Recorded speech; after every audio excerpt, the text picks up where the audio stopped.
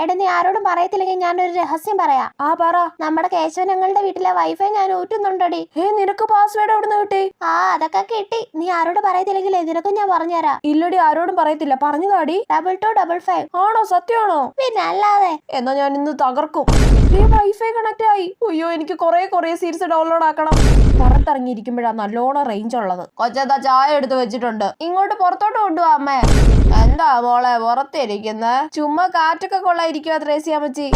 കൊച്ച ഇരുട്ടായിടി, അകത്ത് കയറി വാ, കൊതുക് കടിക്കും. അകത്ത് ഭയങ്കര ചൂടാ അമ്മേ, കുറച്ച് സമയം കൂടെ പുറത്തിരിക്കട്ടെ. ഒരു 100 സീരീസ് എങ്കിലും ഡൗൺലോഡ് ആക്കിയിട്ട് ഞാൻ ഇവിടുന്ന് എണീക്കും. ഇതെന്താ കണക്ട് ആവാത്തെ? അമ്മച്ചി, അവിടെ കേശവചേട്ടന്റെ വീട്ടിൽ എന്താ ഒരു ബഹളം കേട്ടത്? അതെന്തോ നെറ്റുകാര് കൊറേ പൈസ പിടിച്ചെന്നോ 10,000 രൂപ ബില്ല് വന്നെന്നോ അങ്ങനെയൊക്കെ ഏതാണ്ടൊക്കെ പറഞ്ഞ അടിപിടിയാണെന്നേ. അയ്യോ, അടിപിടിയോ? 10,000 രൂപയുടെ ബില്ലോ? ഇനി ഊറ്റിയത് ആരാണെന്ന് കണ്ടുപിടിക്കാൻ പറ്റുമോ എന്തോ.